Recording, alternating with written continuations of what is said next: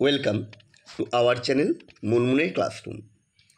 আমরা করছি ক্লাস 12-এর রসায়নের এমসিকিউ পার্ট। আজকে করব 14 নম্বর পার্ট।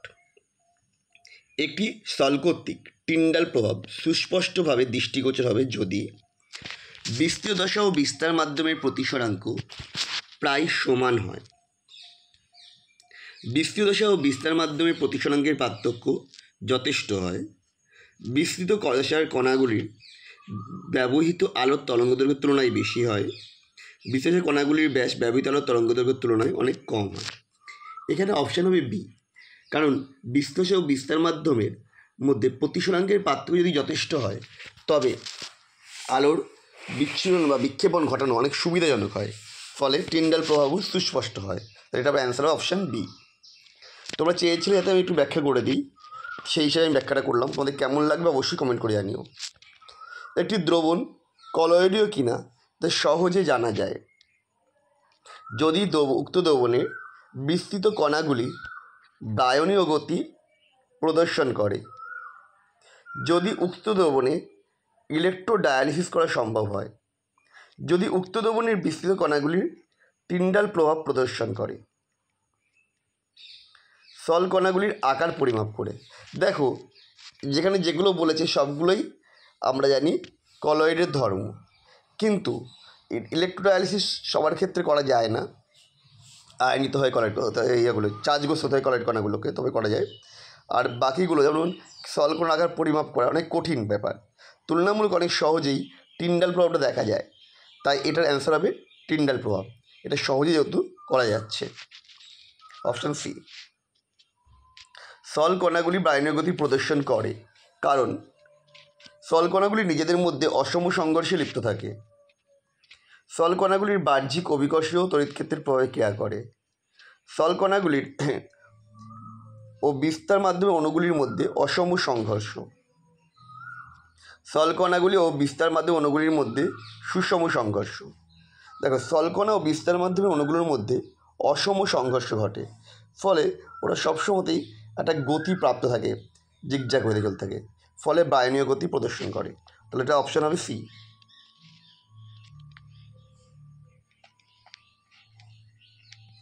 কলয়েড দ্রবণে বিস্তৃত দশার কণাগুলির বায়নীয় গতি সংক্রান্ত নিচের মন্তব্যগুলোর মধ্যে কোনটা সঠিক নয়, ভুল কোনটা? বিস্তৃত দশার কণার আকার ছোট হলে বায়নীয় গতি তীব্র হয়।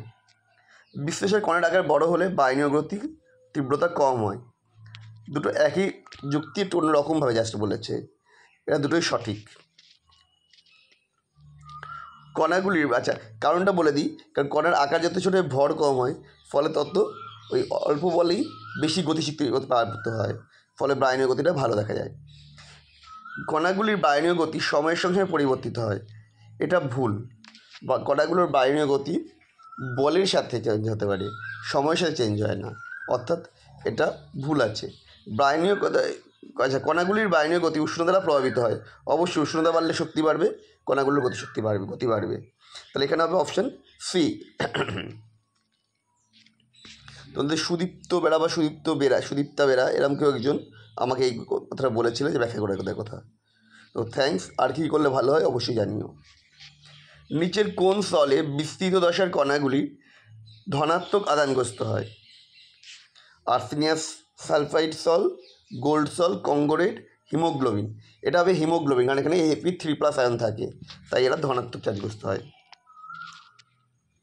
নিচের কোন স্থলে কণাগুলি ঋণাত্মক আদানগ্রস্ত হয়? CrOH3 সল, মিথিলিন ব্লু, সালফার সল, থোরিয়াম অক্সাইড সল। এটা হবে সালফার সল, অপশান সি। AgNO3 জলীয় দ্রবণে, লঘু জলীয় দ্রবণে অতিরিক্ত পরিমাণ KI যোগ করলে AgI উৎপন্ন হয়। AgI উৎপন্ন হবে, বাট KIও থাকছে, তাহলে কিন্তু সলটা কী, কণাগুলো কী হবে না, হবে ঋণাত্মক তড়িৎগ্রস্ত, অপশান বি। কারণ এটা I- আয়নকে অধিশোষণ করেছে। পরের কোশ্চেনটা সেই একই কোশ্চেন, শুধু বলেছে পৃষ্ঠতলে কোন কণার অধিশোষণ ঘটবে। I- আয়ন অধিশোষণ ঘটবে, কারণ কমন আছে I-, অপশান বি। অতিরিক্ত গরম জলে FeCl3 জলীয় দ্রবণ যোগ করা হলো, তাহলে ফেরিক অক্সাইডের ধনাত্মক সল উৎপন্ন হয়, তাহলে কোনটা উপস্থাপন করবে? এখানে দেখো যে অপশানগুলো দিয়েছে বি হবে, কারণ জলীয় দ্রবণ আছে তাই XH2 থাকলো। আর বলেছি কণাটা ধনাত্মক আধানগ্রস্ত, তাহলে দেখো এক্ষেত্রে Fe3+ শোষণ করেছে, ফলে এটা ধনাত্মক আধানগ্রস্ত। এখানে এ এবং বি দুটোই ধনাত্মক আধানগ্রস্ত, কিন্তু যে জল যোগ করা হয়েছিল সেই জলটা নেই এতে, তাই এটা অপশান হবে বি।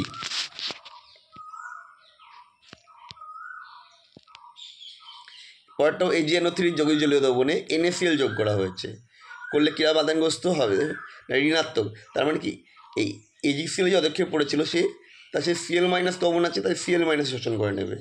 দ্যাট মিনস এখানে যেগুলো দিয়েছে তার মধ্যে কোনটা হবে? এখানে আমার হিসাবে অপশান সি হচ্ছে, AgCl Cl- শোষণ করলো আর Na+ বাইরে থেকে গেল। তো আমাদের ভিডিওটা তোমাদের কেমন লাগলো অবশ্যই কমেন্ট করে জানাও। আবার দেখা হবে নেক্সট ভিডিওতে।